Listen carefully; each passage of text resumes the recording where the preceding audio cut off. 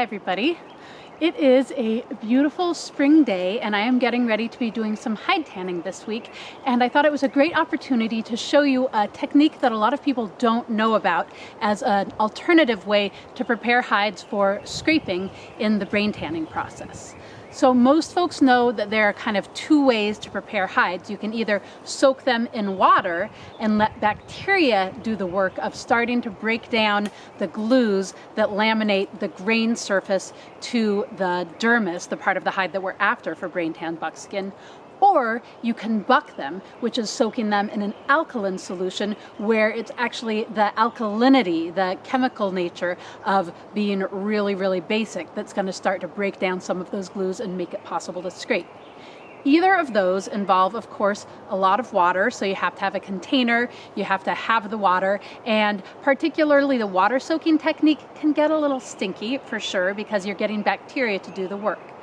There is an alternative to water soaking, which also lets the bacteria do the work, but it's not going to allow it to get to quite such a big vat of funk that water soaking does. And it's a simple technique that's just called sweating. Basically, what you need is a watery environment for the bacteria to grow in to start to eat up the parts that you want them to help you break down in your hide. If you are using a fresh hide, not one that's been fleshed and salted and stored away or one that's been dried, but one that's still fresh, either right off the deer or frozen while it still has all of the moisture in the skin itself, you can actually let the moisture that's already part of the hide do the process for you and let that be the medium in which your hide is soaking rather than a vat of funky water. So what I do is I just take a hide like this, and this is one that was in the freezer. The sweating process just looks like sealing that hide completely. I have 2 layers of plastic bags here to make sure that all of that moisture stays in the hide, and it's just rolled up flesh on because this was in the freezer, right? So I didn't need to flesh it and then salt it, and just sealing those bags up.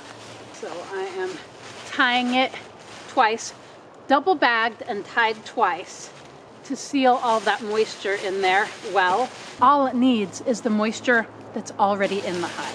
You can do it in a black garbage bag, but I really prefer using a light colored garbage bag like this, because if you use a dark colored or particularly a black garbage bag and it gets in the sun, it can get so hot that it can actually damage the hide with the heat. So it can actually get burnt in there. So the white means that it's not going to be subject to overheating as much. And then it's a good idea to keep this in the shade, but have it be warm weather. It's going to take forever to do this if it's cold weather, so we're relying on reasonably warm but not hot day, keeping the hide in the shade and having it be in a light colored container. And then of course I don't want to check it too much because I don't want to let it dry out.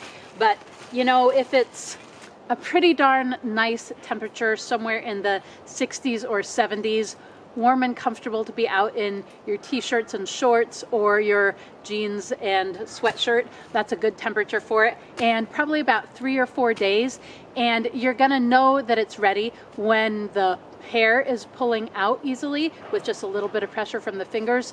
Hard to tell that from inside the bag, but you can try it, or opening the bag quickly, pulling those hairs and then tying it down nice and moisture tight again. Of course, you're going to want to take all of the same precautions with this as you would with a hide anywhere else, making sure that it's somewhere that animals aren't going to be able to get to it. You don't want a neighborhood dog running off with it, or a raccoon or a bear. They love the smell of soaking hides. I've lost many a hide to a neighborhood bear. So make sure that you put it somewhere safe, that you keep it out of the warmth, and that's all there is to it. Sweating a hide. Super quick and easy, and I'm going to tell you, it is a lot more pleasant because it's not heavy and dripping with funky water. You don't have this big vat of water. It's a much lesser bacteria content because there's just less medium for them to be growing in. And then while you're scraping it, it's nowhere near as wet, so you're not getting that funky water squirting up into your face and all over you as you're scraping. So when you have the ability, I really recommend sweating hides instead of soaking or bucking them. Awesome technique. Thanks everyone. If you like what I do, I encourage you to sign up for my mailing list so you can hear more about who I am, what I do, and my various offerings. Also, I really rely on the support of my Patreon members to help me make these videos and pay all of the various fees for keeping this channel afloat and putting all of my online courses and other creative projects out into the world. So if you'd like to be a little bit more involved what I do, get a little bit more intimate with the smaller group of my major supporters, and have more access to special benefits, I would really encourage you to join my Patreon team. It helps me out tremendously. Link coming up here. Thanks, everybody.